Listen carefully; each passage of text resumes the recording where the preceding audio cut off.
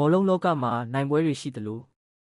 ရှုံးနိမ့်မှုတွေလည်းရှိပါတယ်။ဒါပေမဲ့ဒီနေ့ရှုံးနိမ့်မှုကတော့နယ်သာလန်အသင်းအတွက်အတော်လေးနာကျင်စရာဖြစ်ခဲ့ပါတယ်။ပွဲပြီးဆုံးတဲ့အချိန်မှာကစားသမားတိုင်းရဲ့မျက်နှာမှာမြင်နေရတာကဒေါသမဟုတ်ပါဘူး။စိတ်ပြတ်မှုဝမ်းနည်းမှုနဲ့မယုံနိုင်သေးတဲ့ခံစားချက်တွေပါ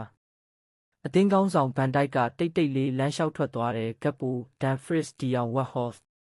တယောက်ချင်းစီကခေါင်းငုံထားကြတဲ့သူတို့အားလုံးဒီရလက်ကိုလက်ခံဖို့အချိန်လိုနေတယ်လို့ပဲမြင်ရပါတယ်။အထူးသဖြင့်ဂိုးသမားရဲ့မြင်ကွင်းကတော့ဘောလုံးပရိသတ်တိုင်းကိုစိတ်မကောင်းဖြစ်စေခဲ့ပါတယ်။ဂိုးတိုင်ဘေးမှာလဲလျောင်းရင်းမျက်နှာကိုလက်အုပ်ထားတဲ့အခိုက်အတန့်ကဒီပွဲရဲ့အနာကျင်ဆုံးပုံရိပ်တစ်ခုဖြစ်လာခဲ့ပါတယ်။ဂိုးသမားတစ်ယောက်အတွက်အကောင်းဆုံးကာကွယ်မှုတွေလုပ်နိုင်ခဲ့ပေမဲ့အသင်းကိုမကယ်တင်နိုင်ခဲ့တဲ့အခါအပြစ်အားလုံးကိုကိုယ့်အပေါ်ပဲတင်လိုက်မိတတ်ပါတယ်။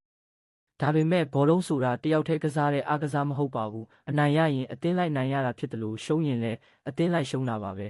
။ဒီပွဲမှာနယ်သာလန်အသင်းကအခွင့်အရေးတွေဖန်တီးနိုင်ခဲ့တယ်။တိုက်စစ်ပိုင်းမှာဖိအားပေးနိုင်ခဲ့တယ်။ဒါပေမဲ့အဆုံးသက်ပိုင်းအားနည်းချက်အမှားလေးတွေကသူတို့ကိုအကြီးအကျယ်ဒဏ်ခတ်သွားခဲ့ပါတယ်။ပြိုင်ဘက်အသင်းကတော့ရလာတဲ့အခွင့်အရေးတိုင်းကိုအကောင်းဆုံးအသုံးချနိုင်ခဲ့ပြီးအနိုင်ရလက်ကိုထိုက်ထိုက်တန်တန်ရယူသွားခဲ့ပါတယ်။ဒီရှုံးပွဲကြောင့်နယ်သာလန်ပရိသတ်တွေလည်းအတော်လေးစိတ်မကောင်းဖြစ်နေကြမှာသိကြပါတယ်။ဒါပေမဲ့ဒီအသင်းကအရေးသွေးရှိတဲ့ကစားသမားတွေနဲ့ဖွဲ့စည်းထားတဲ့အသင်းဖြစ်တာကြောင့်ပြန်လည်ထပ်လာနိုင်တဲ့အင်အားလည်းရှိနေသေးပါ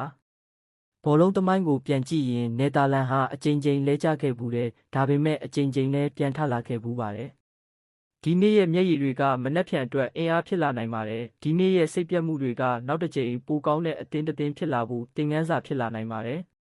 ဘောလုံးမှာအနိုင်ရသူရှိရင်ရှုံးနိမ့်သူလည်းရှိစမြဲပါဒါပေမဲ့တကယ့်ချန်ပီယံဆိုတာဘယ်နှကြိမ်လဲကြလဲမဟုတ်ပဲလဲကြပြီးရင်ဘလို့ပြန်ထလာမလဲဆိုတာနဲ့ပဲတိုင်းတာကြပါတယ်နယ်သာလန်အသင်းကဒီရှုံးပွဲကိုဘလို့တုံ့ပြန်မလဲနောက်လာမယ့်ပြိုင်ပွဲတွေမှာဘလို့ပြန်လာမလဲဆိုတာကိုစောင့်ကြည့်ရအောင်ပါဒီတစ်ချိန်တော့သူတို့ရဲ့အိမ်မက်ကရက်တန့်သွားခဲ့ပေမဲ့အိမ်မက်အသစ်တစ်ခုစတင်ဖို့အခွင့်အရေးကတော့ရှိနေသေးပါပဲ